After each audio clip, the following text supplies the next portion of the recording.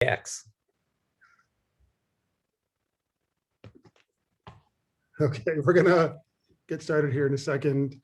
And once again, welcome everyone that's shown up for this snowy night in Chicago. And we're gonna welcome everybody back to our Authors on Tap reading series. My name is Javier Ramirez, and along with Kristen Gilbert, who is behind the scenes here, we run Exile and Bookville, a little gem of a bookstore on the second floor of the Fine Arts Building here in downtown Chicago. We're very excited to host one of my good friends and mentees, Mike Moreci. Mike will be chatting with Jonathan French tonight, and we expect nothing but sterling conversation throughout. Let's meet the both of them and get this show on the road. Michael Moreci, as he is known professionally, is a screenwriter, best-selling comics author, and novelist. His debut feature film, Revealer, which he wrote and executive produced, congratulations, Mike, is slated to be released this summer. In the comics space, Michael is a co-creator of the existential space opera Wasted Space, the gothic horror series The Plot, the werewolf drama Curse, and the sword-and-sorcery series Barbaric, which Entertainment Weekly, Thrillist, and many others called one of the best comics of 2021. He's also written for numerous legendary characters and properties, including Star Wars, Stranger Things, and Batman. He'll be in conversation with Jonathan French. Thank you, Jonathan, for being here tonight. He is the author of the Autumn's Fall Saga and the Lot Lands trilogy. He began his writing career by self-publishing The Exiled Heir in 2012, followed by a sequel, The Errantry of Bantam Flyn in 2014. He entered his third novel, The Grey Bastards, into the second annual self-published fantasy blog off in 2016.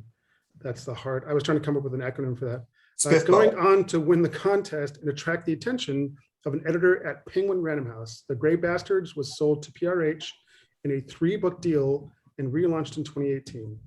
Jonathan lives in Atlanta. Thanks to the both of you for being here. We encourage everyone present to keep their cameras on, but please mute yourselves. At around the 45-minute mark, Mike will be happy to answer any questions you might have, so please type those into the chat, and Jonathan will be happy to present them to Mike. We're celebrating this tonight and Jonathan's work as well, and we want to welcome Mike Moreci and Jonathan French to the show. Have fun, you guys, and thanks again for being here. Pleasure. Thank you. Thank you. Thanks, Javier. Wow, this is fun. I'm glad. I've been looking so forward to this that we get to talk. Like I have so many questions. Oh, likewise. This is more your night though, so you shouldn't waste it on me. 50-50. Well, what does it feel like, man? Like, I mean, Barbaric is absolutely, I mean, is it fair to say it's exploded? I think it might be. I mean, there's like no best of list, I don't think, that you didn't get. It's really cool what's happened with it. I mean, what's it feel like? I mean, you've been doing this a minute, but now this one is really kind of exploding. How is it going to your head at all, or is it just kind of surreal? I mean, yes, absolutely. You know, no, I mean, it feels, I'm sure you know how it goes. Like, you do this for so long. I mean, don't get me wrong. Like, it's cool and it's so super gratifying, and I'm thrilled for myself, for Vault, for my collaborators. And I'm thrilled for the opportunity that we get to, just because of the dollars and cents of it all, that we get to keep doing this, you know. But like, in terms of like where it's gone, you know, this life that's taken of its own, like, I don't know, like it's definitely unexpected and I love it, but I don't, if I were younger, I think I would be like way more into it. Like, I think I would be like riding the wave and like, but now as like this grizzled veteran that I am, I'm like, you know, I still got to show up at the salt mines at 9 a.m. You know, I still got to do the same thing that I've done, you know, before Barbaric and continue Barbaric and whatever. Right. So it's all about perspective, you know, like you're like, well, I'm glad because, you know, I've done series that haven't been successful. Like it's funny, something that we talk about, you know, Vault, like I'm close to the people who are behind Vault, AJ and Damian Wassel,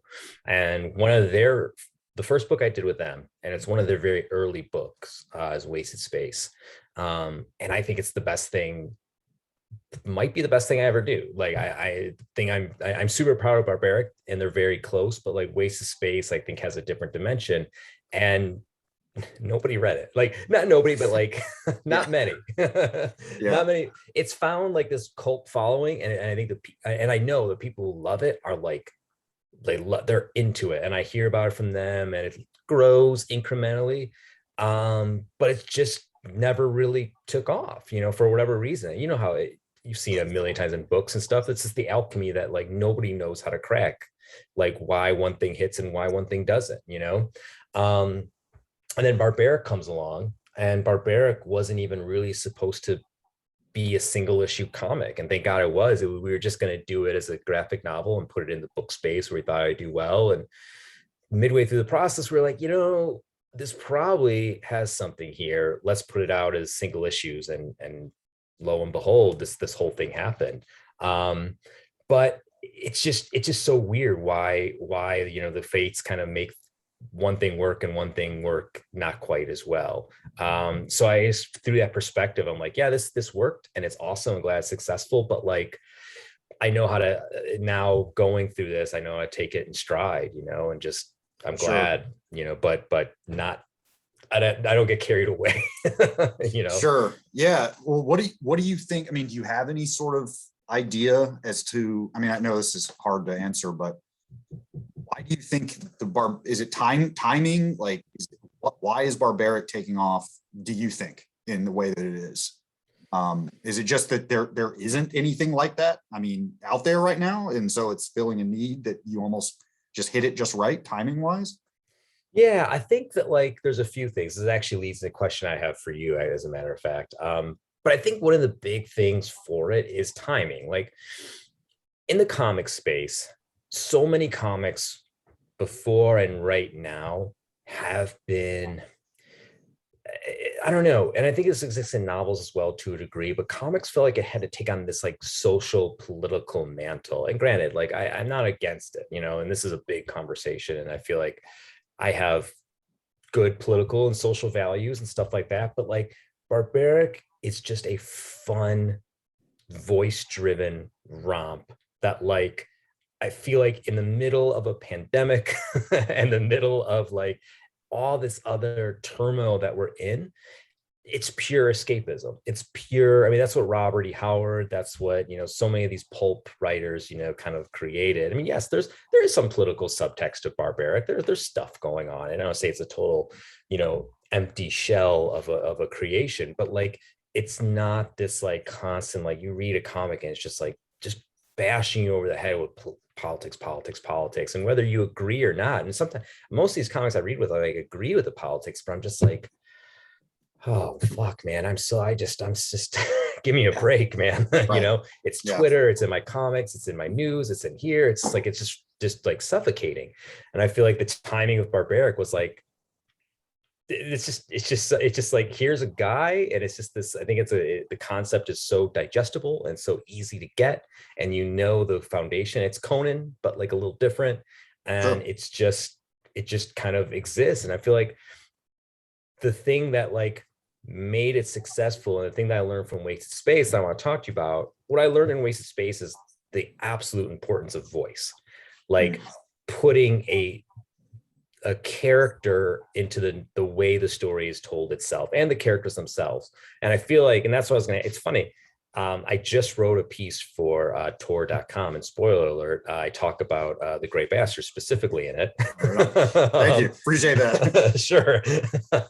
But I feel like, and the piece is all about fantasy voice, and that's the question I was asking you, like, is that because Grey Bastards has been really successful as well? Do you feel like, for me, part of, I think, the alchemy is voice. Like I feel like it's such a unique a unique thing. Like someone I love in comics, just as a quick aside, is like Garth Ennis. And Garth Ennis, like Preacher or his Punisher or The Boys or whatever, like he grabs you in this way with like this distinct, unique, one of a kind voice, and you go with him wherever he takes you. He takes you to some really dark places and some really gross places and some really tender places amongst that. But that voice just drives that narrative to where you'll follow it wherever it goes. And I feel like that's how I found in Grey Bastards. Like right off the bat, I was like, this is a unique voice. This is something different. It's a fantasy world that I kind of know, but it's told in a way I've never heard before. I mean, was that, do you think, part of what has helped? I mean, the whole series is like that, but Gray Bastards is the first in the series. It's certainly what helped it transition from a self-published book to getting picked up by a major publisher and getting the deal, because the editor saw exactly what you said.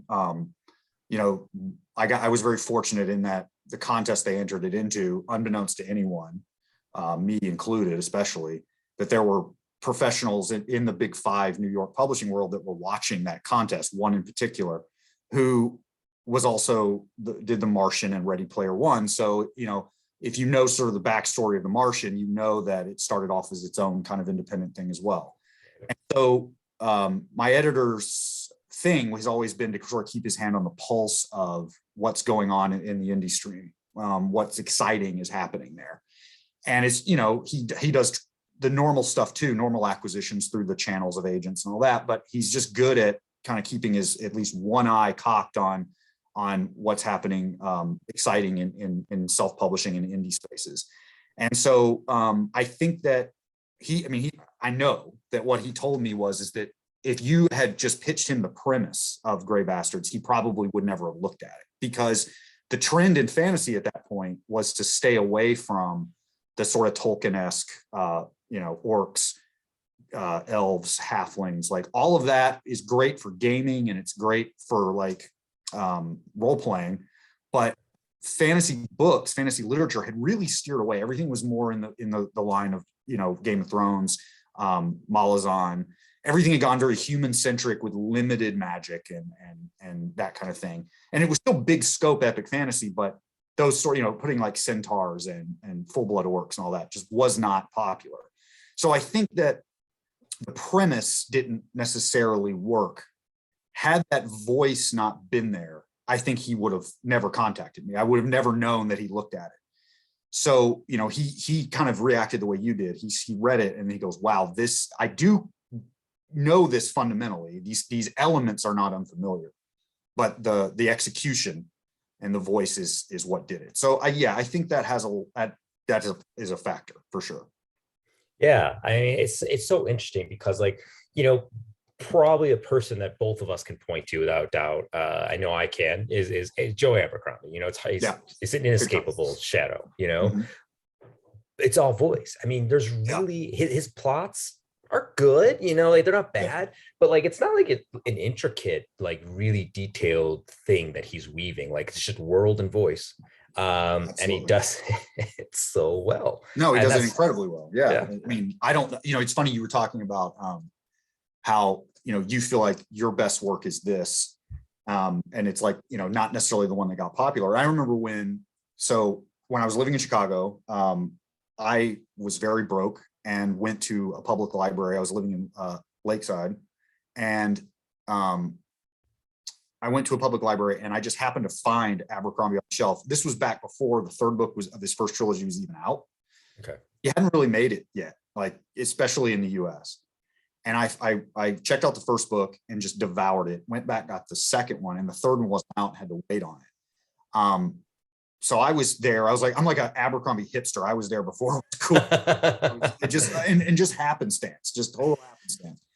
And I was so obsessed that I found out that the third book's paperback was being released in the UK like 10 weeks ahead of where it was coming to the US. So I actually, you know, used the internet and got a UK copy just so I could get it sooner. Nice. And I sent him fan mail, and he was so small time back then, he actually responded. Wow. Now it's like, forget it. So I still have that email.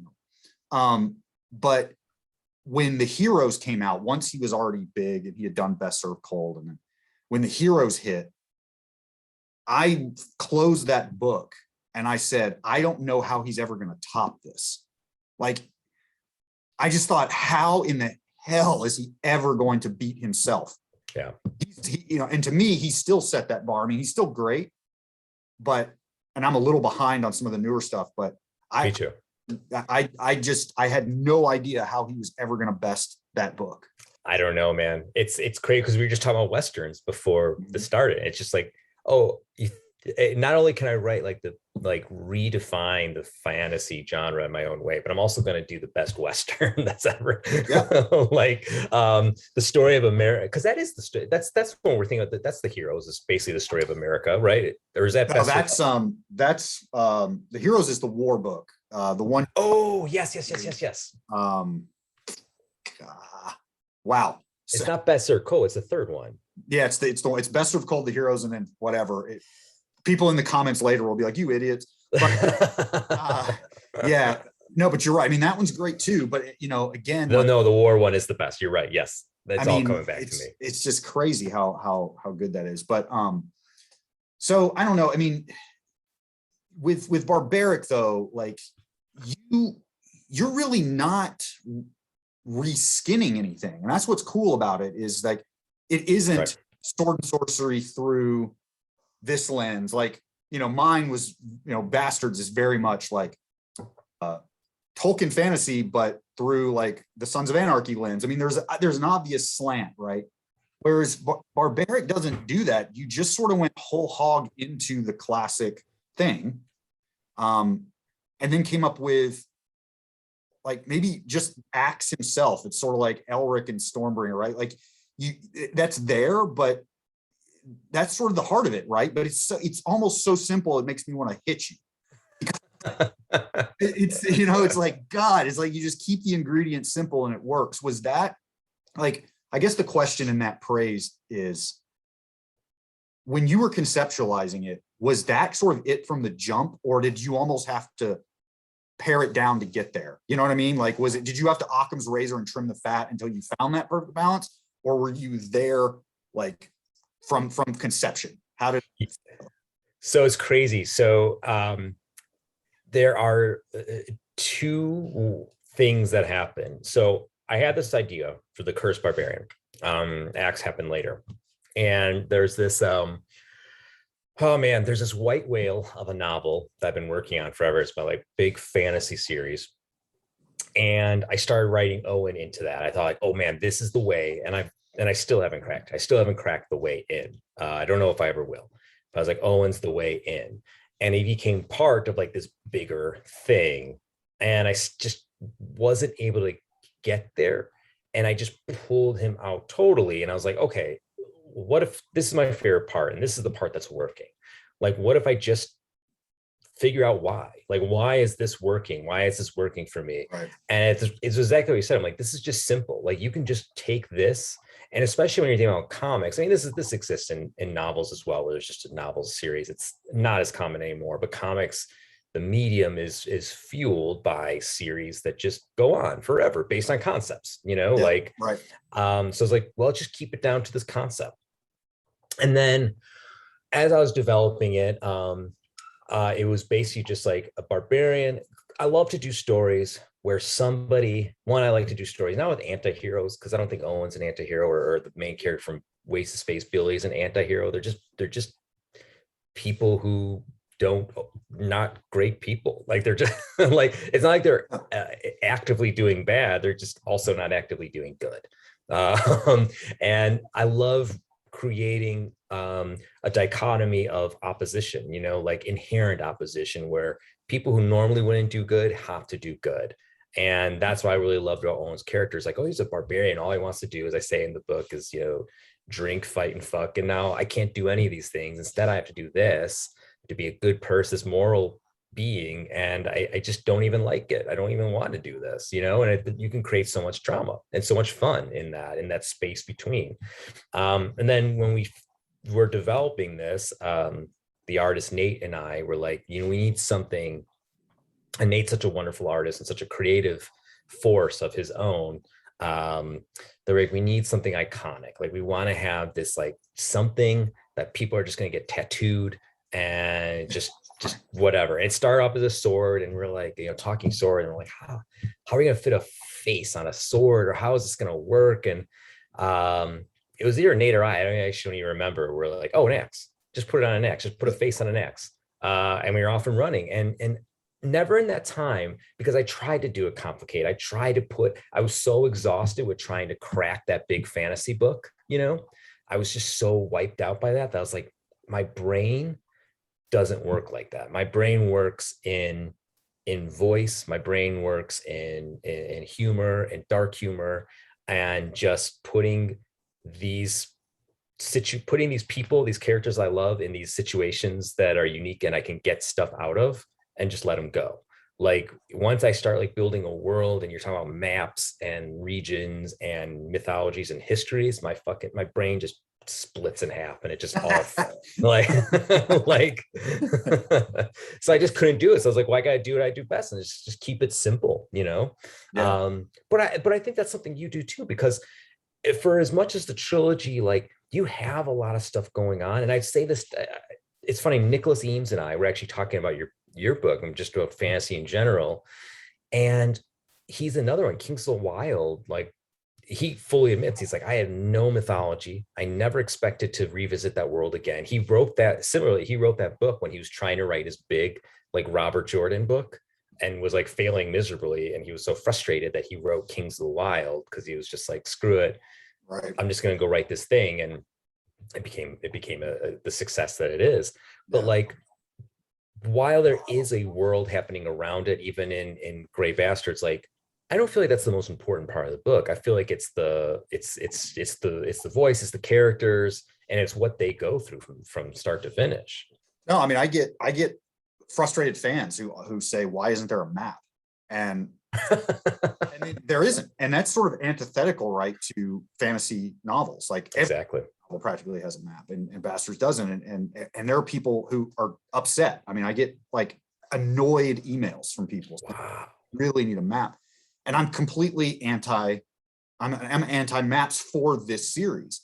I'm not saying I'll never do one, but not for this book. And there's a lot of reasons for it. Mostly though, at the heart of it is because, like you say, it's character driven. I don't need you to know where you are all the time. And you know, it is more about living in that society. And the fact is that to me, once you put a map on it, once the reader has it, there's this meta thing that happens where the reader now thinks that that the characters kind of know it. And it's interesting because like the exception became the rule, right? Like Tolkien spent 13 years or more on the Middle Earth map, right? So that's an extensive period of time to do it. And so that was an exceptional thing to do. Then it became the rule. But what's interesting is modern readers, there's whole like points because Tolkien knew what he was doing, where numerous times in the trilogy, in Lord of the Rings, characters get lost, and often they don't know where they are. And you'll see modern posts where people are like, well, how do they not know where they are if there's a map? And it's like, this, because that's there for you when you are actually in the world and doing things. Even if you have a map, if you don't have a compass, if you're not aware of where you are, it doesn't matter. And plus there's a whole technology issue. It's like medieval maps. I mean, Bastards is essentially set in 1350 Spain. That was my like benchmark point for tech, you know, culture, food, all of that. It was like 1350 Spain was what my jumping point was. Well, you know, if you have maps from that point, you have to realize that the maps aren't accurate because they weren't back then. And so the minute I give you a map, you're going to think that this is like, that's what they know. And it's like, it's not, it isn't. Right. And even it bothers me. That's a great point. It's immediately like, oh, and as a reader, I get frustrated because if there is a map in a book, I feel this weird responsibility to constantly flip back and reference it. Yes.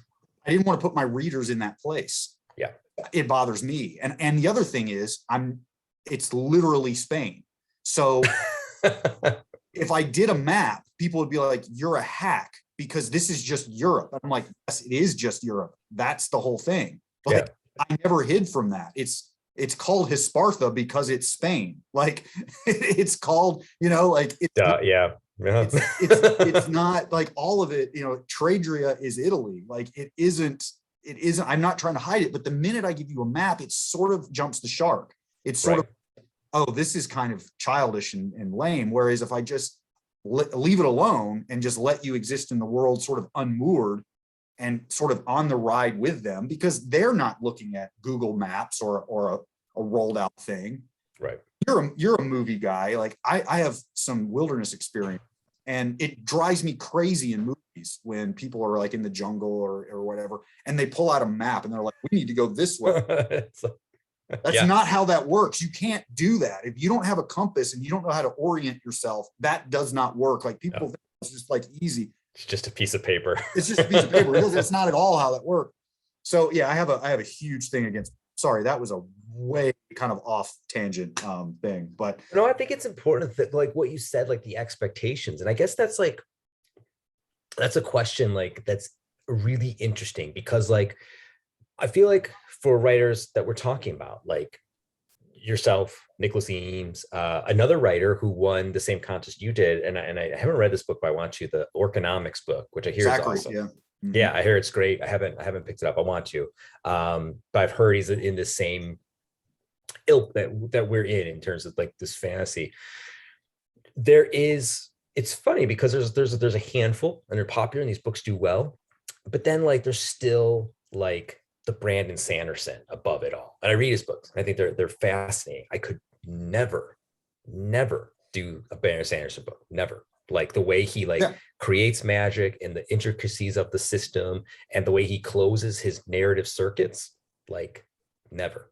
But like that feels like that still reigns supreme over what the idea of like fantasy is. That's why I was like, for instance, like my mind was blown. Like I feel like Amazon saw the success, and I know this, the Amazon owner, Jesus Christ, Bezos saw Game of Thrones and he was like, I want to do my own Game of Thrones. I want Game of Thrones. And then they're doing the Tolkien thing, but then they did Wheel of Time. And I was just like, why would you do those when you had the first Blade like right here? Like that is what Game of Thrones, what brought mainstream audiences to Game of Thrones is not detailed maps or crazy mythologies. It's just the human drama, a little bit of naughtiness, a whole lot of blood, and that's kind of it. Dragons. And I mean, while Abercrombie doesn't do the dragon shit, like he does everything else. And then you get like Wheel of Time, where it's like, oh boy, like that is a whole thing. Absolutely. And I've said this till I'm blue in the face. Like all of us, I hope, are kind of writing what we want to read, and if we don't see it out there, then we just create it. And my thing about most entertainment, not always, but for the most part, if you just catch me in any given default state and I want to watch a movie, read a book, comic book, whatever, I want a little bit of everything. I want some humor, I want some violence / action, I want some sex, I want some drama. Like I want a little bit of everything. And I think like the place that we've gotten in a lot of adult entertainment is that one of those things has to not be there, whether it's for ratings issues or whatever. And just like you said, like Game of Thrones checks all those boxes, whether you're in the books or whether you're watching the show, you get sort of titillated across the board. Like you're gonna get everything in some measure, and the ratio is varied depending on the episode you're watching, but for the most part you're getting that goulash, right? And that's what I wanted to do with Bastards, and it sounds like what you wanted to do with Barbaric. And what's really funny is that it's almost like you don't. So for those people watching this now and later, you reached out to me personally about blurbing Barbaric, about providing a quote, like, and what's funny is I didn't realize there was a right way to do that until you did it right. Because what's so frustrating about getting those, and I'm sure you've gotten them as a professional writer, I've gotten them, is there's always that just fear, because you don't ever want to let anyone down. You don't, because we know what it is to be a creative and have that hat in hand and say, oh, please read my stuff and give me a nice blurb.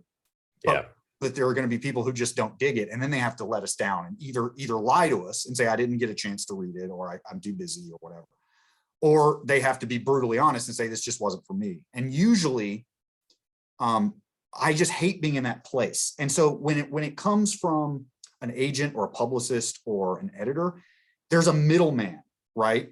But when you are being reached out to directly from the creator, right, that's always the hardest place to be, because you know that you have to respond to them in some way. Yeah.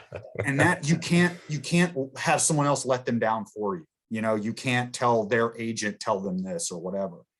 And so, you know, there's always that sort of like excitement and trepidation when you get those emails. And so when I got yours, I fully admit I wasn't familiar with any of your previous work. I haven't been reading comics ever since basically I had my son. I've been kind of out of it. Right. Know anything about, and so, but what was nice about how you did it, and it was like, this is how you do it, and I didn't even realize, is that you asked, you said what it was about, you asked, but then you went ahead and provided it just in case. There wasn't any of this like thing where I then had to go, no, don't even send it to me. It was already there. And so what was cool about it was, is I could look at it before I responded, as opposed to like, and when I read it before I even got back to you, because, and from the first page, I went, oh, thank God. You're so worried every time that it's just going to be something that you just don't dig, that it just isn't, you know, something you're going to want to put your name to or whatever. And it was really like a first page. I thought, oh, thank God. Like, this is exactly what it needs to be. This is so good. And I don't even think I accepted. I just literally, my response to, will you provide a blurb, was the blurb. I just went, I think so. like, I've already read this and it's brilliant. And it was, and then I followed it since. And now you've got the hardback coming out of the first 3 issues collected. That's either just launched or it's still in. Yeah, it just came out recently. Yeah. Just Yep, came exactly. out. That's right, because they have it at the bookstore. They're holding it up. And you're definitely doing more, but you have said 3 more years at least, right? Yeah, I have 3 years mapped out. Yeah, I have a pretty robust plan for it that I think is going to take unexpected places, because now, you know, there is going to be a little mythology in it. You know, we kind of have to. It can't just be like kind of like standalone adventures, although we're still going to carve out time for that. But, you know, I think like it's funny, like I think this kind of goes to what we we're talking about it before as well. Like, I think you see that a lot in the first few chapters of Grey Bastards, the first few chapters of Kings of the Wild, and the first issue. I did this in particular with Barbaric, and it shows also what's to come. Like, for example, I was having a conversation with a friend recently. We were talking about Breaking Bad. The pilot is the whole series. Like, he's not Breaking Bad throughout the whole series. By the end of the first episode, he is broke bad. He is a drug dealer. He's made his decision. He's killed somebody. He's killed someone. He's dealing drugs. He's lying to his family. He is unequivocally broke bad. Now, a lot of other stuff happens. The show is brilliant, arguably the greatest of all time. But the pilot is what the entire series is. You know, Right. Like, that is just, they're going to do it again over 5 seasons or 4 seasons or whatever. Right. And I think that like, that is like, became the goal of like that first issue, is like just me saying like, I'm not coy about the curse. This is how he gets cursed. This is it. Just these 3 witches curse him. This is what the curse is. And now he's got to, he hates witches. And now his new partner's a witch. That's it. That's kind of the series, like, in a way, as I'm now kind of building out the mythology, and that doesn't give anything away, but like, obviously that's a big thing going forward. And Soren is the witch and his partner. But like, I feel like when you strip away a lot of the stuff that we're talking about, like the maps and the world building and stuff like that, not just for voice, but like just in clarity of intent and clarity of purpose, like the Grey Bastards of me is like, I get what this is. By the time they have that run in the first, you know, however many chapters is, first 1 or 2 or something like that, and then they go back, and it's, I haven't read it in a while. It's basically like the council that they go back to. Their own like hoof meeting. Yeah. Yes, exactly. You get a sense like, oh, I know absolutely what this is. This is what this is. And I think there's something that's like really rewarding about that. Like, that's like really keeps you going and comforting. Like, oh, I get it. I know what this is. I know what this thing's like. Justified, the TV series. The first 5 minutes, you know who Raylan Gibbons is. Yeah. Just the most economical, perfect intro to a series maybe ever. And it's just like, there's something really, yes, I also read complex, bigger fantasy, and there's stuff I love about it, but there's also room for, and there's also a really strong case for like boiling that stuff down and giving that clarity, that like fantasy. I think it's almost like kind of like almost like, and maybe I'm wrong, but like almost like new to fantasy. Like that's kind of like the mold that's breaking. It's like, look, it doesn't have to be 10 books. It could be 3, it could be 2, whatever. And it can just, like with Barbaric, just be this very simple thing played out over X amount of time. Now, while I have this big plan for it, like I don't think it's never going to not be Barbaric. Like what Right. that first book is, that is what it's going to be forever. Like that tone, that style, the stakes, the ideas, that's Barbaric. And that's, I mean, it's something we've always been mindful of. It's like made this like long now roadmap, despite where we're going to go and building out the world a little and growing the characters and revealing more stuff. It'll never not be Barbaric. It's never going to not be what you read in issue 1. That's Barbaric. That's it. I don't know. I mean, I think that's something that's important, you know, it's something to strive for. And it's something I think that can be really powerful. No, I totally agree. And it's not mutually exclusive, right? I mean, I know you're not saying this, but I don't hope anyone later watching this or even now I don't feel like we're denigrating the bigger stuff. Oh no, I read them all. It's just, yeah, it's good. I mean, you gotta like you said, you got to do what you can do. Mm-hmm. I'm not good with big magic systems as a creator because frankly, I don't feel like I have a science background. There's just things that I accomplish.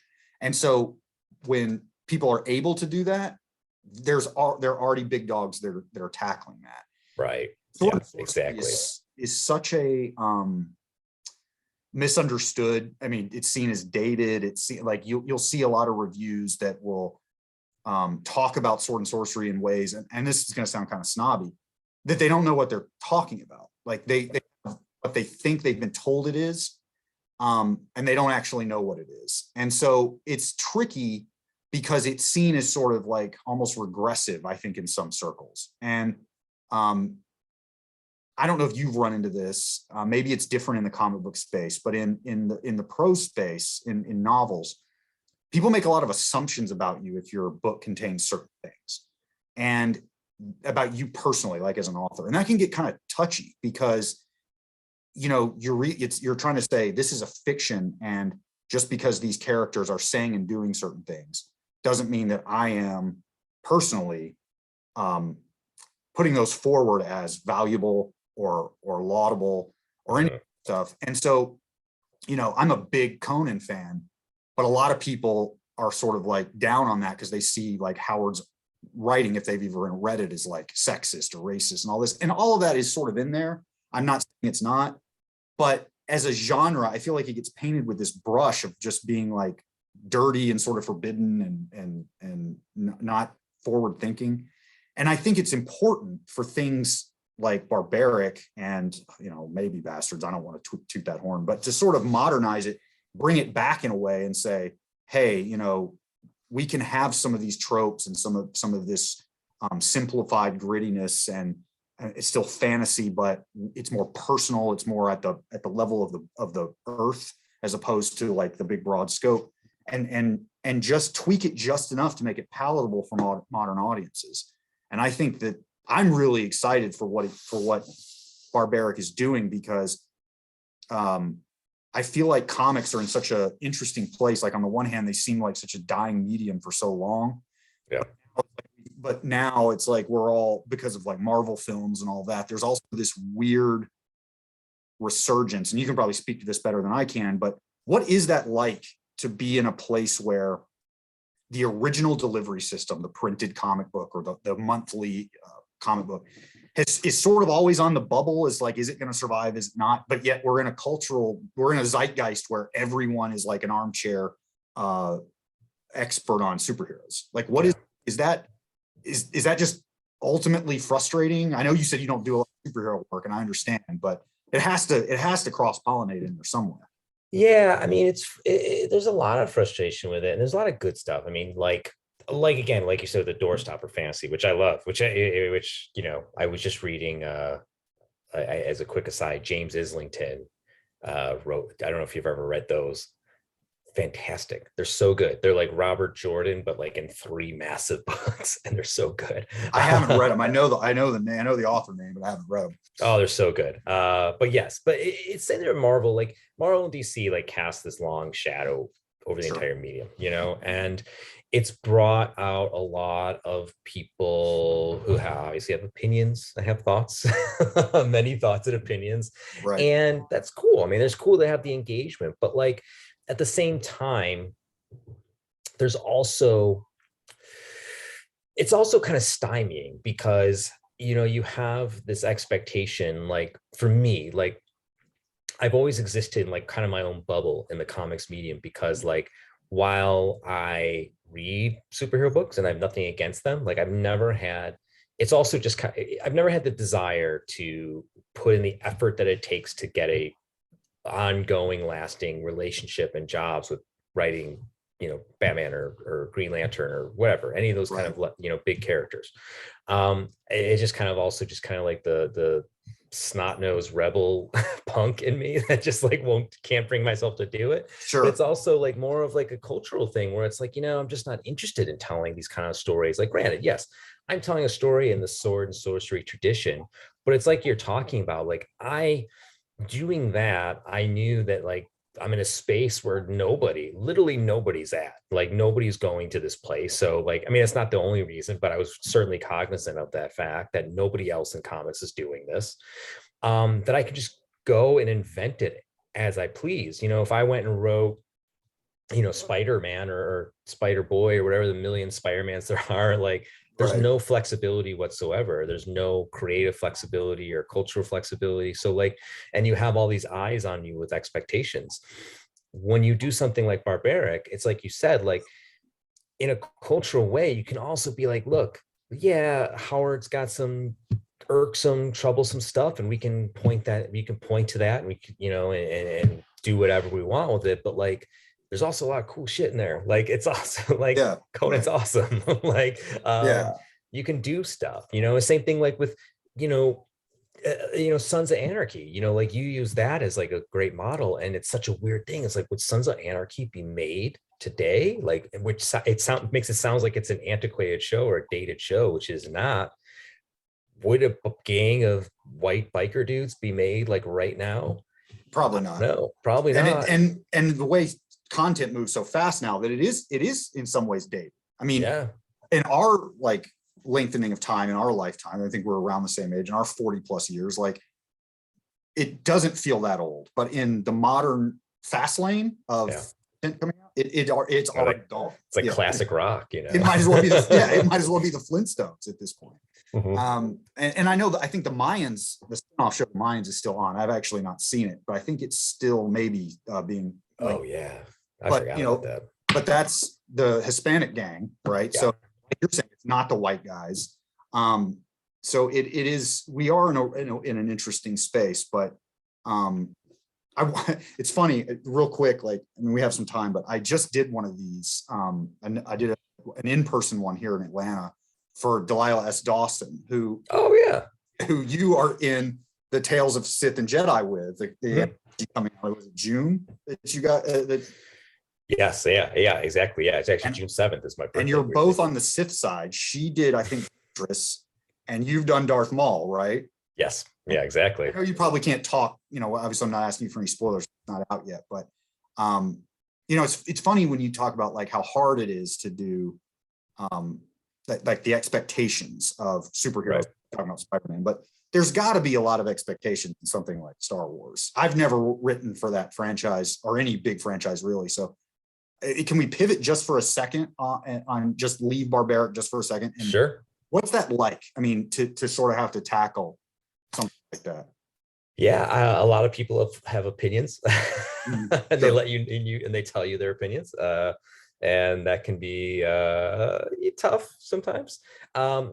I've been lucky, like I've been really lucky in what I do at Star Wars. I'm a tremendous Star Wars fan. I've been working in Star Wars for, I don't know, 4 or 5 years now, and I've learned a lot. But like,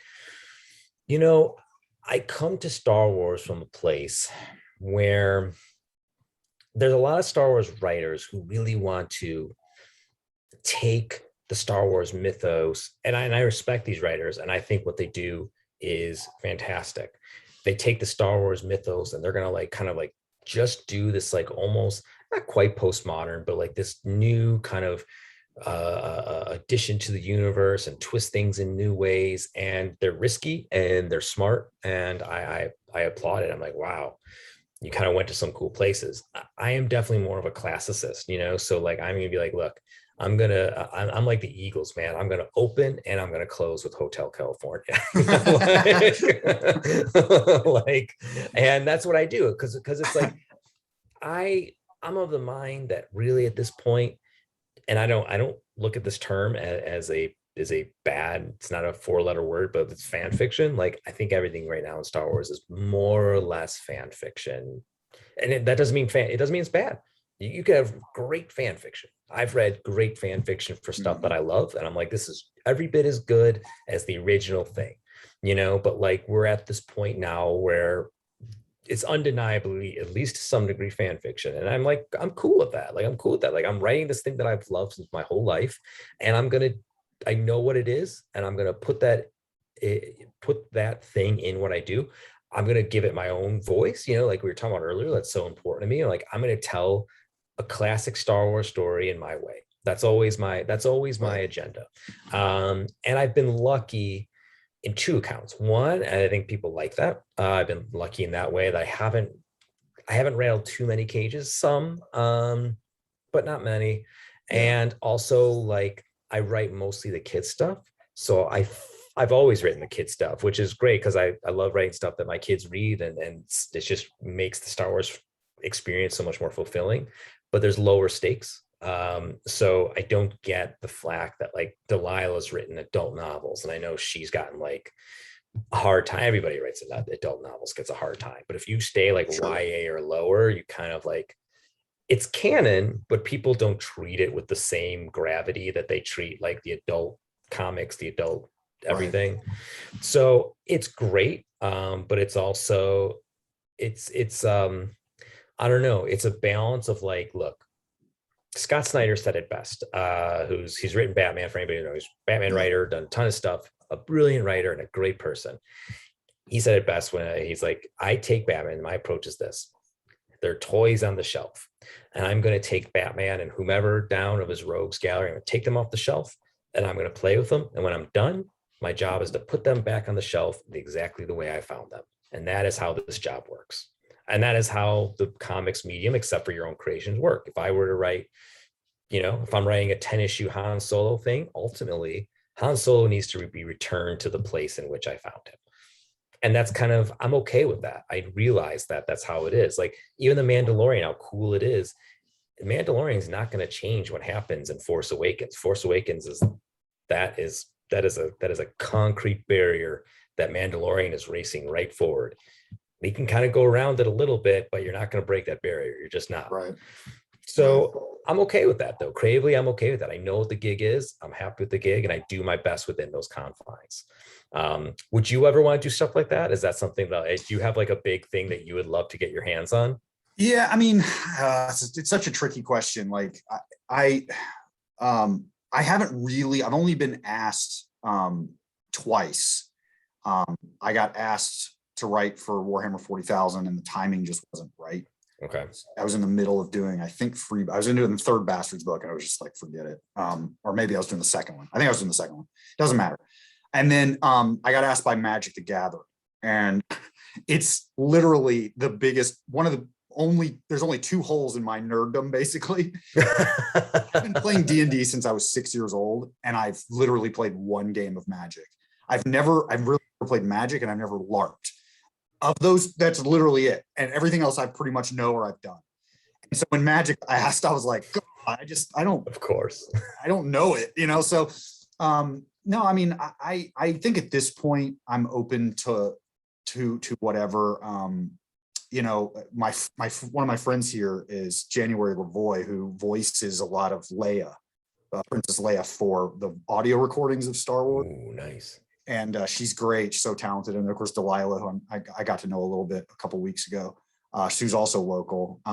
So I know like a lot of people who are doing these bigger things. One of the things that Delilah was doing coming out, which made me even more jealous than Star Wars, was Alien versus Predator. I think she something from that space. And Whoa. Yeah. I mean, look, I would, if Marvel called and they said, we want you to do something with Mr. Fix-It, like the Gray Hulk is my guy. Like he is. Oh man. So if they said we want you to do Joe Fix-It, I would literally drop everything and do it. So there are whales, there are ones out there that I would do.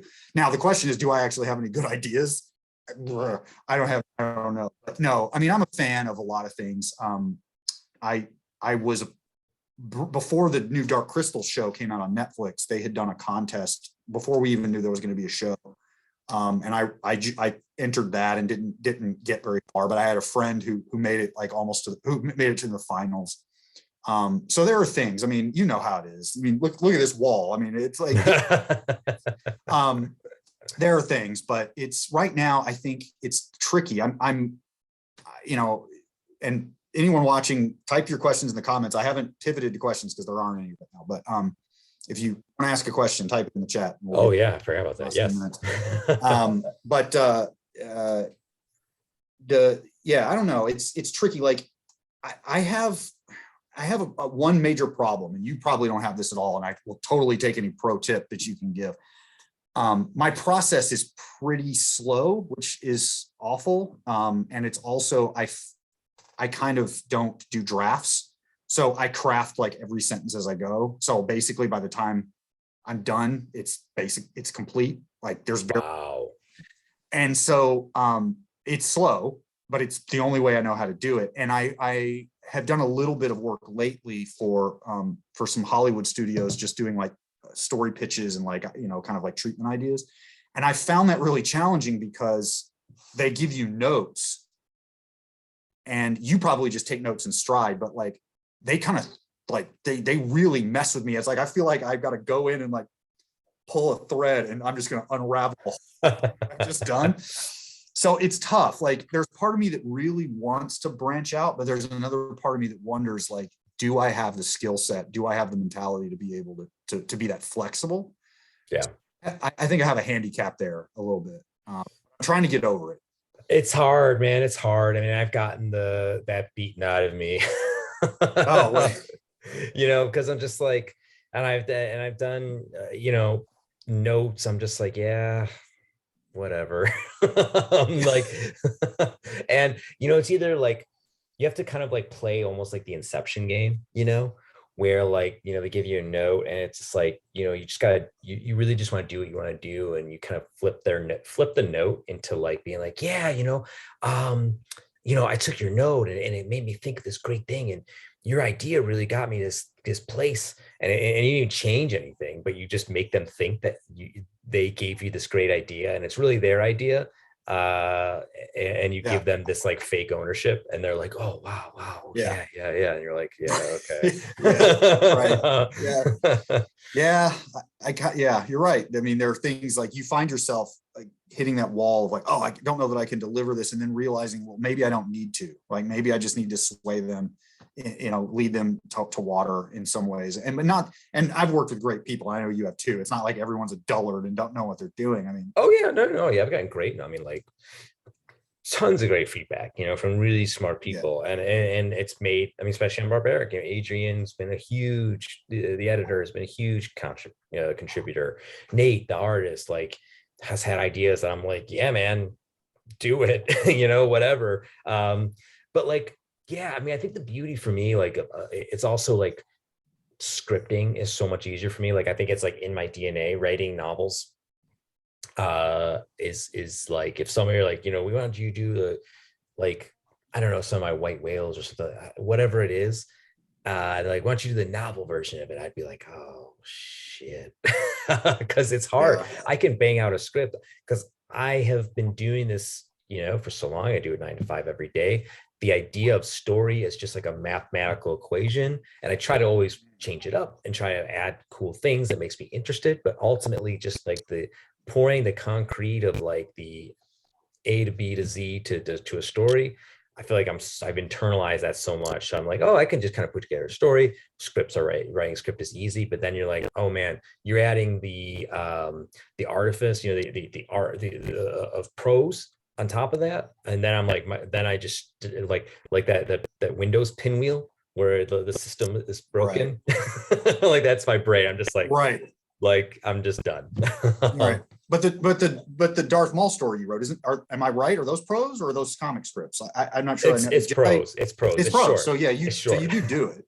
Yeah. Well, short stories. Hey, I mean, if Star Wars, it still pays, right? I mean, yeah, I mean, and it was fun, but it was also like it was hard. It was hard. I was like, and I did because I've done a little bit of Star Wars prose here and there, and it's a little easier because it's Star Wars, and it's also again it's a kids thing. So I'm like, okay, thank God. Like all I'm writing for is clarity. Like that's my only goal is clarity. Because I've read now with my two boys a billion kids books of all levels, and they're great, but like, and there is something that I never would have before I read those. I wouldn't be able to do that. Like I learned through all that stuff. I was like, and it's just like it's eye-opening. Like Jesus Christ, these books are so clear and simple, and like how do you do this? Like no, absolutely. Which I never was able to do before. I mean, I have a 9-year-old son, and he's been just not begging, but he knows what I do and he understands it, and he sort of said, he knows he can't read the Bastards books, and the Autumn's Fall books aren't as objectionable, but they're not for kids. They're just like very dense. And he says, well, when are you going to write something that I can read? And every time I attempt it, it just kind of like completely goes off. It's so hard. I mean, if it was the original idea, like I don't know if I'd be able to do it. Like if I'm like, okay, I can do this short mall thing, and just bang this out, write it really clearly, simple beginning end. Again, I'm not changing any canon. The stakes are got to be low. That's fine. But if I was like original young readers fiction, I don't know. I don't know. That's an art form that's really hard. Sure. Well, we're coming up, I think, on the end of it, but I wanted to see, you've got a lot of irons in the fire. What do you want to plug anything?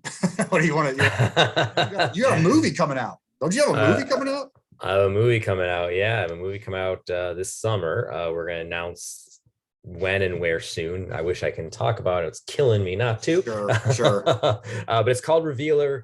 It's a horror movie that we made in the pandemic. It's going to come out this summer. Super excited about that. More Barbaric. Another comic series called The Joneses, which is a superhero thing that I kind of think about what if John Updike wrote the X-Men, weirdly. And yeah, I mean, just staying busy with other stuff, like you said, the Star Wars short story collection, which is going to be fun. It's June.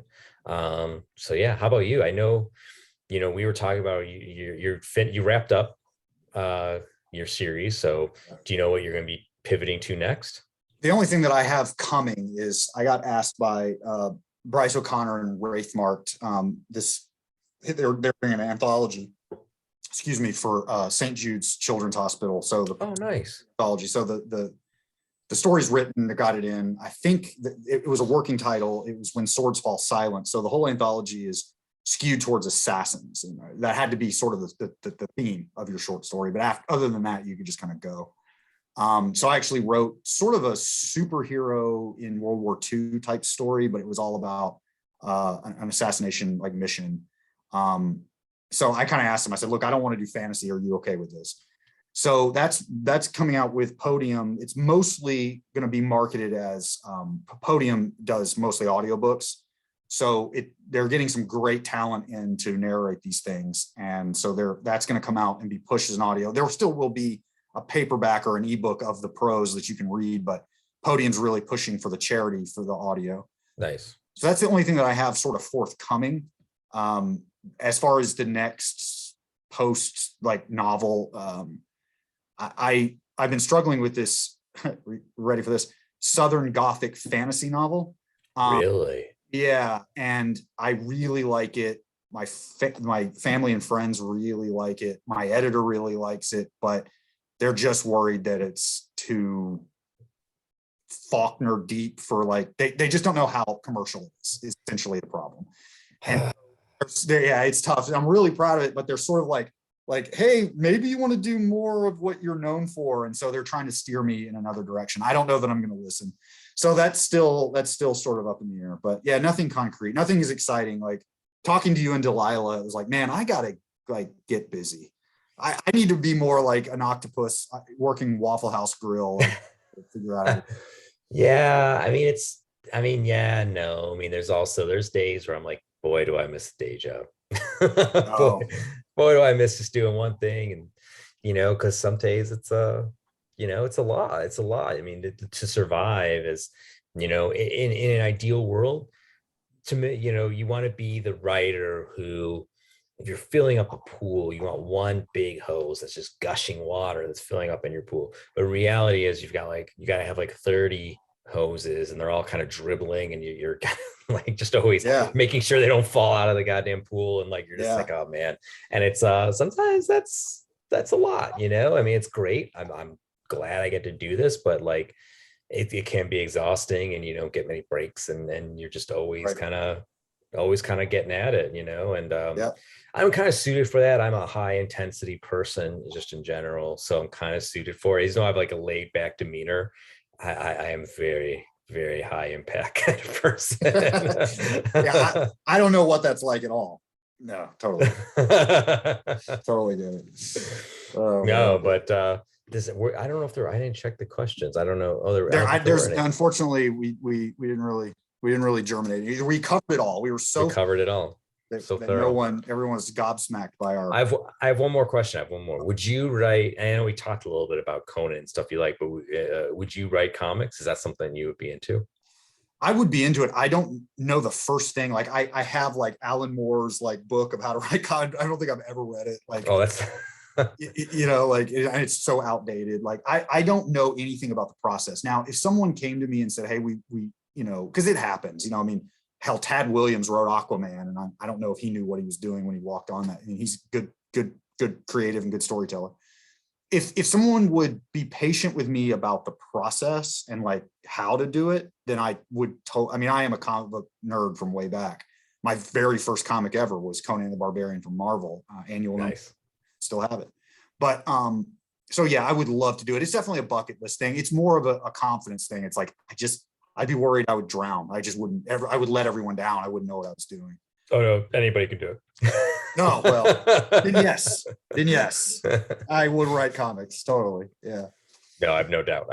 From reading your books. Like, yeah, you have very little struggle. well, you know how it is. We can create our own struggles. Like, really, we can be our own worst enemy. So, oh yes. I don't know if you're like that, but yes. Well, thank you so much for inviting me to do this. Everybody, Barbaric is an absolute blast. So if you are coming in late to the party, get on it because it's amazing.